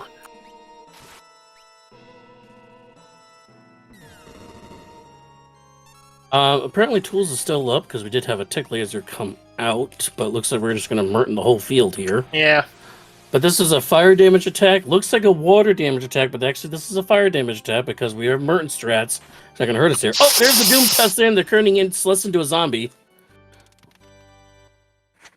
Man, Sid getting nasty luck at this point now with those status ailments. 2 petrifies and zombie. Well, luckily Merton hits everything, so whether or not Celeste was a zombie or not doesn't really matter, so this works out. Oh no, does not have any revivify. Oh yes, he does, okay. But if she did kill both of everything that was up, we're going to lose Celeste. 10 hits is coming out, which means Bluey is dead. Oh, we're still casting Merton. We're not doing Revivify? Magic is the only one up now. Oh no! Oh, luck. Good job. Oh, so wow. close. That was very, very close. So the easiest way to tell if you've got Magic muted in there the back is wow, we were one hit away. Yep. On his counter, Mute will not be in effect, so he will use Dispel and I believe Quarter, possibly sometimes. Quarter talk stacked on with Dispel, yeah. But got lucky, got Celeste back up. Moving on to tier 3, which this one is, in my opinion, the scariest. You've got 2 targets. The weird, Roman bust of a lady in the back there. That is... Oh, crap, I can never remember their names. Girl. Anyway. Just girl. Big girl. I can't remember that. Girl will cast Whirlwind. Girl will cast Life 2 on the one in the front. So definitely want to get rid of that thing first. And the one in the front, which is Sleep, is a pretty not too big of a deal until you get them down to lower health when they start countering everything with either Meteo, not Meteor, which is a slightly different version of Meteo. It does a lot of damage, but thankfully it's very inaccurate. Or Train in this one, excuse me, which will inflict everybody with blind and mute. Sometimes they will do both. Sometimes they will do 2 Meteos. It's really nasty. And the only way that you can deal with that is by using Quick to just dump out a ton of damage right out of the gate, or really count your damage and make sure that you do exactly as much as you have to, and finally get that character down. Which once that happens, it will use a move called Calmness, which is considered to be a physical attack, and will, if it connects, kill a party member outright. Doesn't matter. So thankfully they have Fenrir up here, which will protect them. Oh, but this Meteor coming down is probably going to kill. Oh, it missed completely, but Locke is going to go down from the Doom attack. Merton's coming out. I think this is going to be a kill on Sleep here. Yeah, if their health was that low enough to do that, then definitely. So we lose Locke. 3 out of 4 ain't bad. 3 out of 4 ain't bad. And we ascend to the top of the climb of the Kefka's tower here. Kefka themselves will descend down from the heavens, who is now the god of magic. Still a jerk, though. Just a bit. I mean, look at this guy. He's so full of himself. You just fought up a tower that had like 8 of them on it. Well, it's all the representations of Kefka and basically like him creation of the world. It's biblical references in this game. Let's just put it that way. But yeah, Kefka here. Early game is going to be Fallen One, as Keith McRock's actually just hit the switches here. 126, 127 even. Still not a bad time. This is not a bad time right now. Of course, Cyan with no Merton protection there is going to die there. So early game from Kefka is going to try to cast Fallen One, which will reduce your entire party down to 1 HP. There it is. Here it is. So you counter this with the Mega Elixir we found early on in the beginning of the game here. Or if you have healing from Merton, you can just cast Merton on yourselves, but I don't think anybody's healing off that. Nope. Nah. But we did learn Cure 3 on our characters right before this fight, so this should heal us up a little bit. And luckily, because of the Fenrir proc, some of these physical damage counters that Kefka's doing, Hyperdrive is unfortunately magic attack. It's not physical, so that's going to kill Celeste. But the Fenrir will evade those. Yeah, I believe Havoc Wing is the high-powered move that is a physical attack that he'll be able to just ignore. And now when we get to this Beyond Chaos stage, this is a charge-up stage. They cannot counter or attack any of the attacks you're going to cast at them while they charge up for a Goner. This is where you want to dump out all your damage. You want to break shields, stuff like that, to do the attacks. But unfortunately, with only 2 people up, and we had to bring Celeste back to life, we kind of had to play defensive there and only get 1 hit in.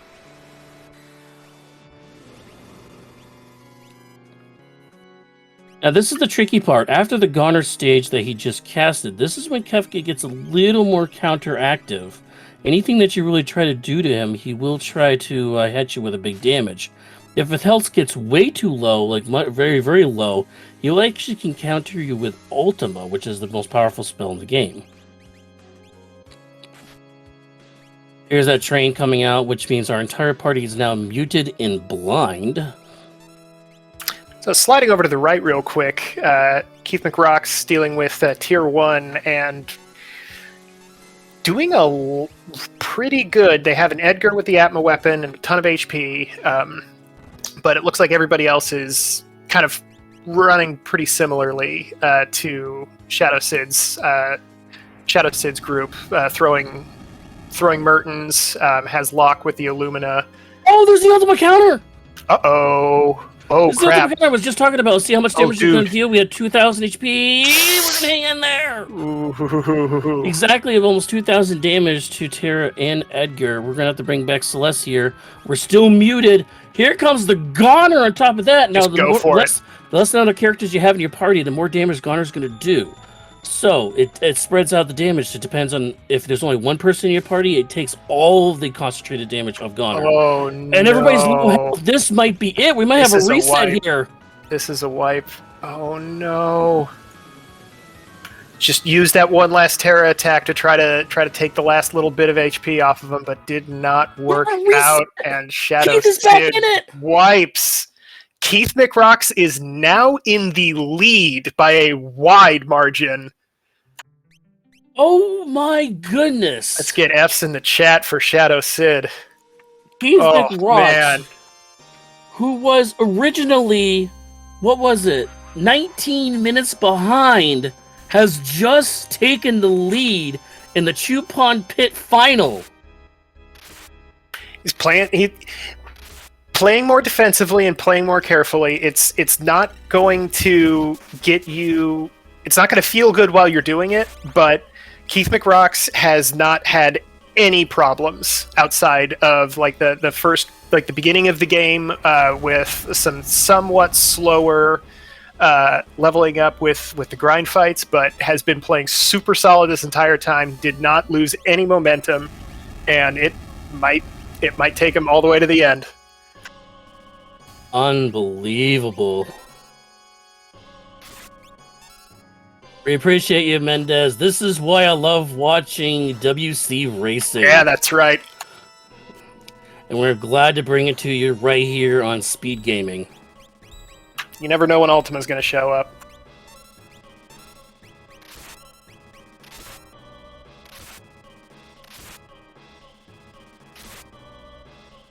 Yeah, Keith McRocks dropping tons of damage. Yeah, he does have the Atma weapon, which actually Shadowsid does not have.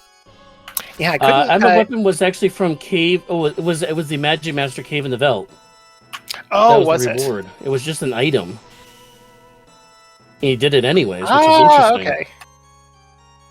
Well, at that point, he still needed an Esper, I believe, and so it was just the little merchant sprite.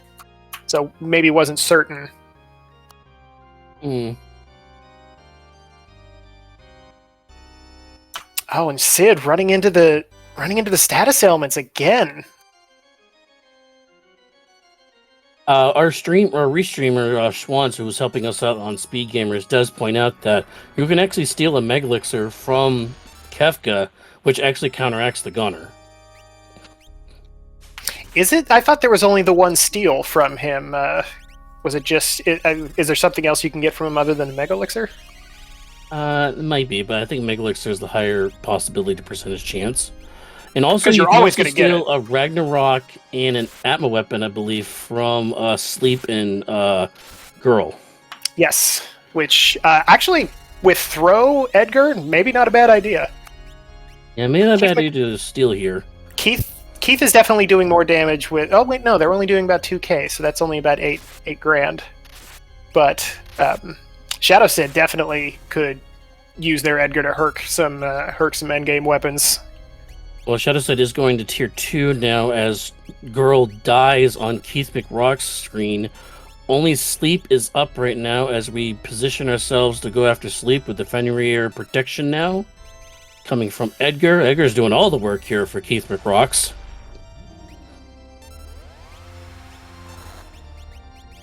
Okay, there is no rare steal according to Arusta, who did check the wiki. It is only Mega Elixir. So thank you for that, Arusta.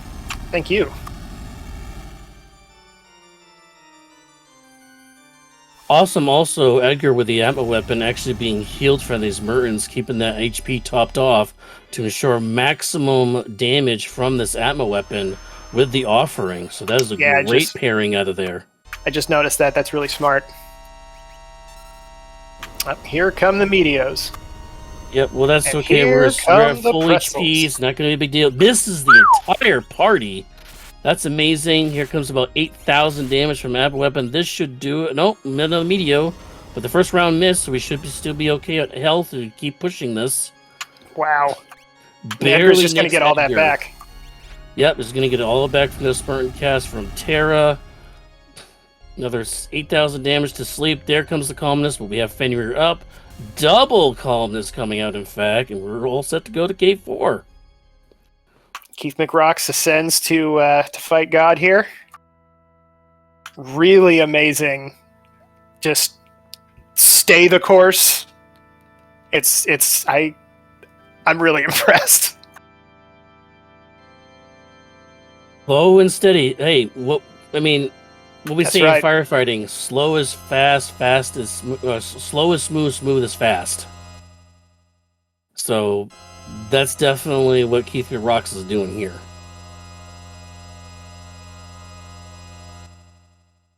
Kefka coming in for the high five. High five or low five? I mean, his hand is actually down. I mean, To him, it's a low five, but to you, it's a high five. It's oh. it's another one of his things. He's a jerk. Wouldn't it be great to get a high five? Whoa. Yeah, Keith wasting no time, just throwing out Mertens, dropping as much damage as possible. It's okay. Didn't work out this time, but if you manage to do enough damage we have to, fine.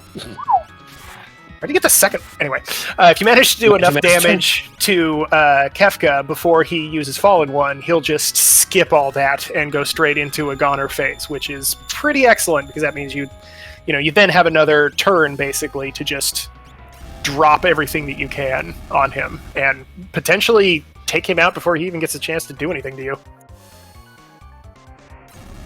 Yeah, Megalix was found in the chest and was also got from Magimaster. Oh, so right. That's where he got from the two of them. Hyperdrive coming out. That's going to take out a lock for 3,500 damage. That's rough. I feel like go for it at this point. Yeah, break your shields, throw all your best stuff, just run to the finish line. Yep. Ooh, we're almost there. I think we're just on the edge there. We just need to cast... No, we're not going to use shield. We're just going to use Merton. Okay. I think wanted Celeste to crack the shield. Looks like, yeah, there we go. Cracking a shield from Celeste. Here it comes. Last ability before Garner comes off, probably. Quad 9s. I think that'll do it. Yes! Kapow! GG's Keith McRocks. 137.19 is the official time for Keith McRocks. They are your Chupon's Pit champion. They will not be eaten by the giant booger monster. Not at all. Such a heartbreak for Shadow Sid. Oh, I know. Oh. Really just had it until the very end. And Sid in the Racers chat there telling Keith McRocks that the 8 Ultima right after Goner on tier 4, and Keith says, oh, geez.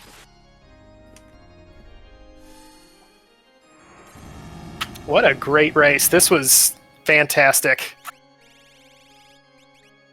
Yeah, Shadow Sid looking a lot cleaner this time around. Probably going to play tier 4 a little bit more smoothly as we have Keith McRocks in the booth with us. GG's, Keith. Congratulations, champ. How you doing?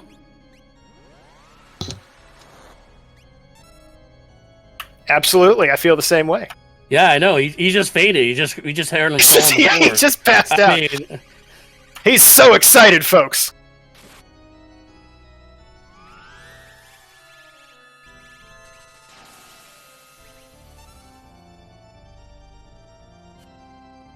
So he's getting that set up. Keep an eye on Shadow Sid. Losing Edgar to a calmness. Edgar! Sid just catching a lot of bad luck. Apparently. Yeah, Keith, talk to us whenever you're ready. But, yeah, so Shadow said round 2 of tier 4 here.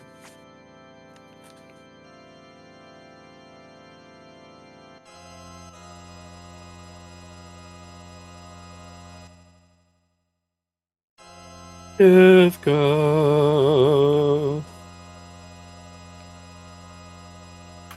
scratching his nipple a little bit. Wow. We went from a high five to that? That's what his other hand is doing.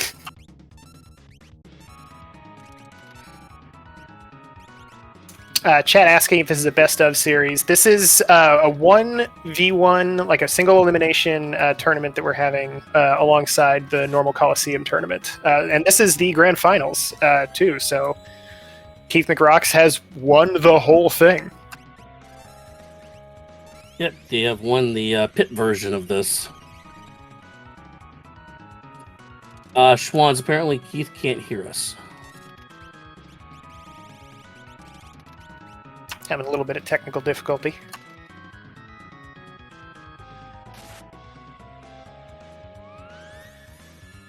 It's definitely going better for Shadow Sid this time around, getting that Pearl proc. Yeah, definitely. Now we're going to damage dump right here. Yep, go for it. Yep.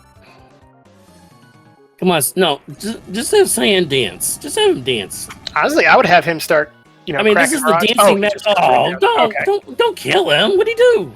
Ah, it's Merton. Merton's gonna Merton.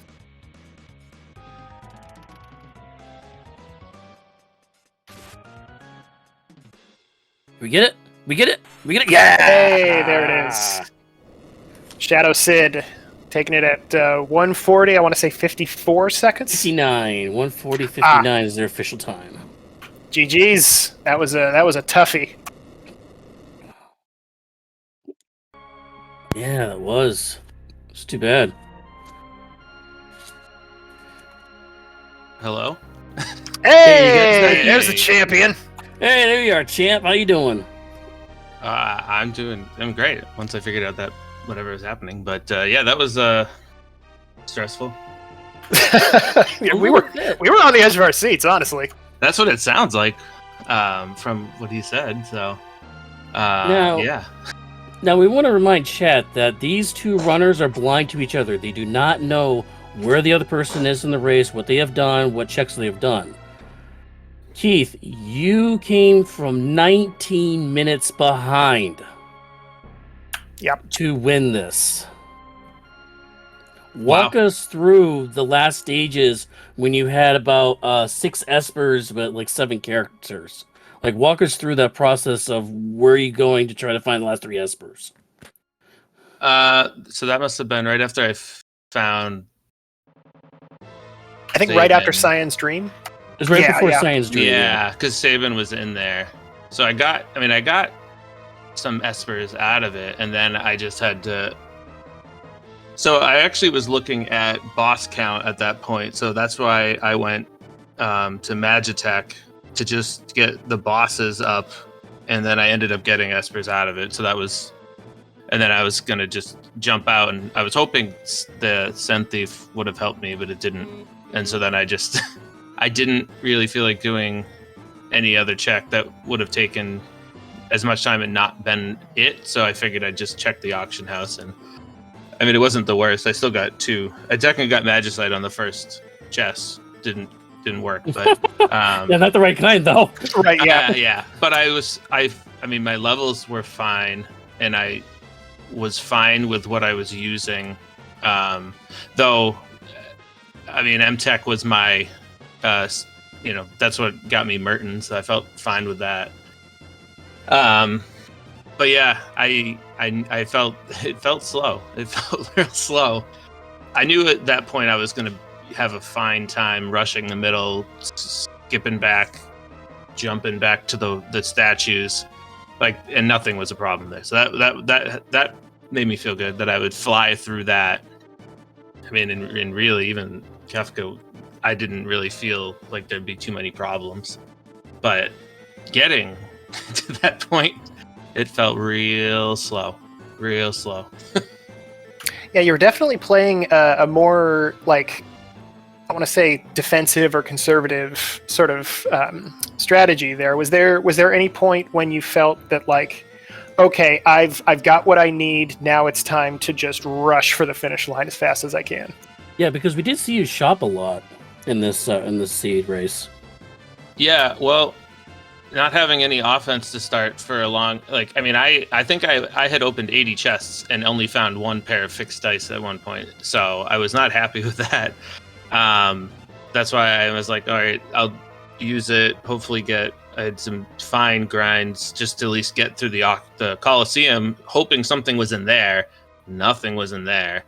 I knew I had plenty of defense, Minerva's ice shield, fire, like I had plenty of it there. I just could not find anything else.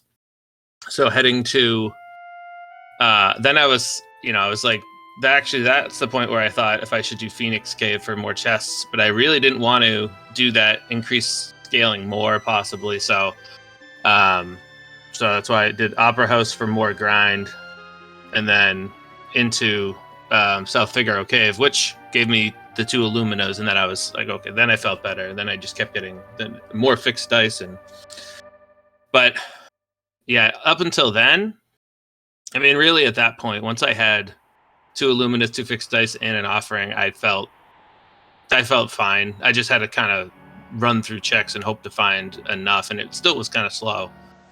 But at that point, I think I was happy. Once I found the Illuminas, and then even the Atmo weapon, I swapped it out to have that with the offering instead, just to play that, and it worked. That worked out. That was about 8K, so I was happy with that.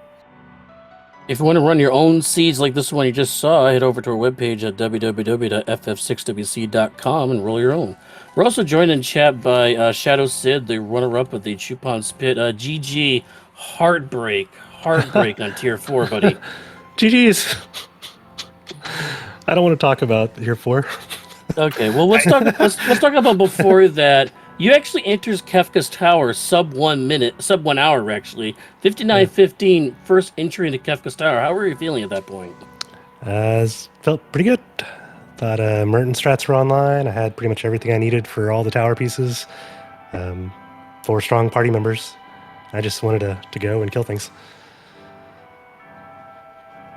So when you first went into the tower, were you thinking, like, was there maybe a miscount of bosses or something? Were you trying to get that skip by going up the middle?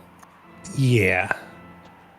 And I realized I was going to be 1 short, even if I did Toilet Atma, before it even mattered. So I just took them. Yeah, it's an unfortunate break. You were going very, very quick. Like how what made you go to the Magitech facility when you did? Because it's a popular check, but it can be kind of time consuming. So if there's nothing in there, you end up wasting a bunch of time right early on. How are you feeling going into that one? So for that particularly, I was thinking I need more bosses for the skip. I could use some grind fights, honestly. I was still kind of a little bit behind on the scaling, even though my offense was okay. So I thought 2 birds. It's an extra boss, and I get some extra fights in there too.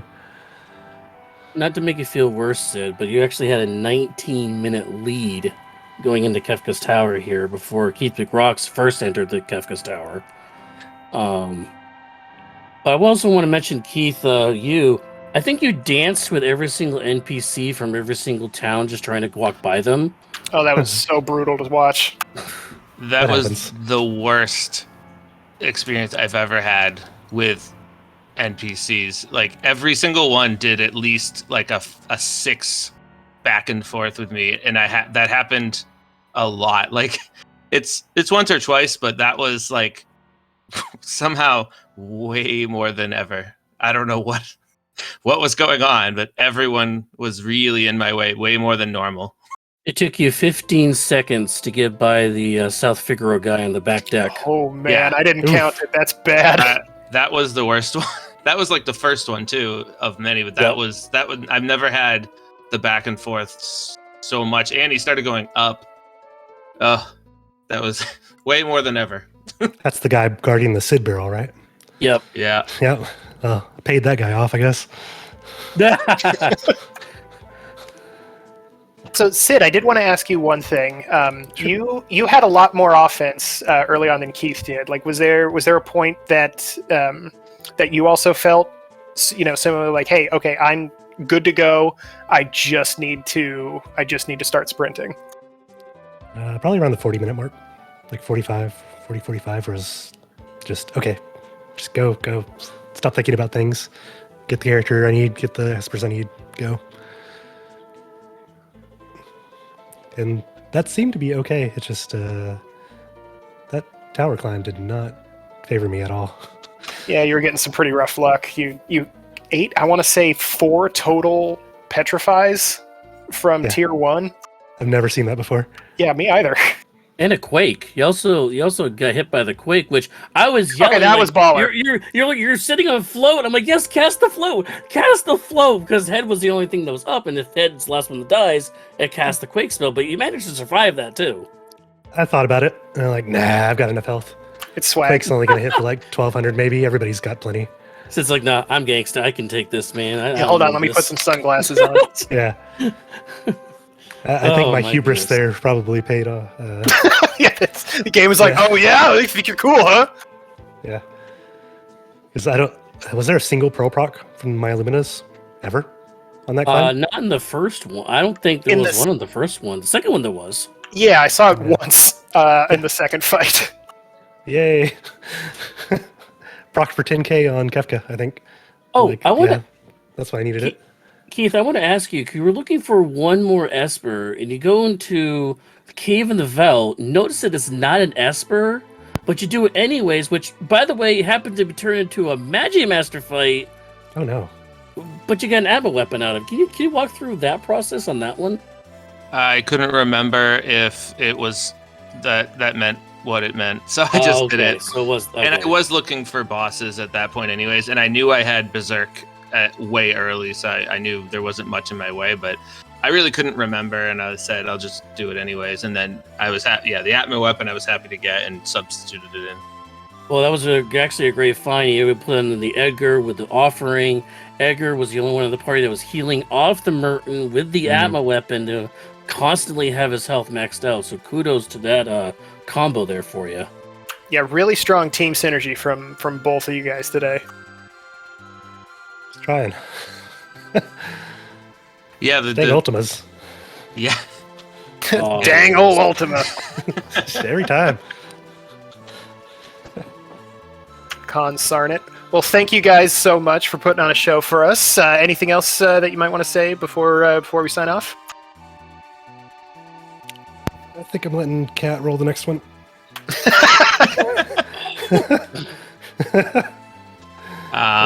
Schwann's is banned from rolling, apparently. Nah, just the next Yeah, one. I was just I thought this was great. I think this has been my favorite event we've done. I really like the varying sets. I think this crafting of flag sets has gone up tremendously. So I was a big fan. I'll probably still try and do the next couple of weeks for fun ones, just because I've enjoyed them so much. I think this has been great. Kudos to the whole team to set it up. Thanks to everyone to put on the restreams to really get the word out, and even for the I watch a lot of the YouTubes. That's how I got a lot of my ideas. So kudos to everyone setting that up. Yeah, kudos to that's the commissioner, Double Down, for running a lot of the events that we do around our community. And if you want to join those races and like that, go to our Discord, www.ff6wc.com/Discord. That'll take you right to a link to our Discord. All right, yeah.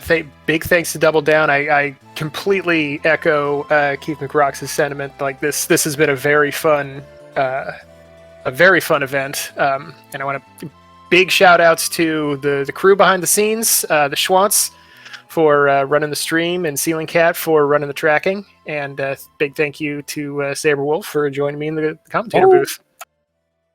And thank you to Turdsman. I mean, I love doing this with you. Sid, any last words before we sign off? We let Keith do it. We didn't let you. Sorry. Oh, oops. Oh, no, it's all right. Don't forget to count 60,000 health for Kefka.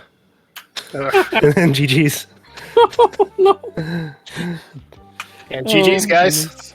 GG's, everybody. GG's. Thank you very much, everybody, for watching. We'll, of course, be back every week right here on Speed Gamers, usually in Channel 2 or 3, for Final Fantasy VI Worlds Collide action. We'll have more Coliseum, probably action for you next week, every Wednesday, 8 p.m. right here.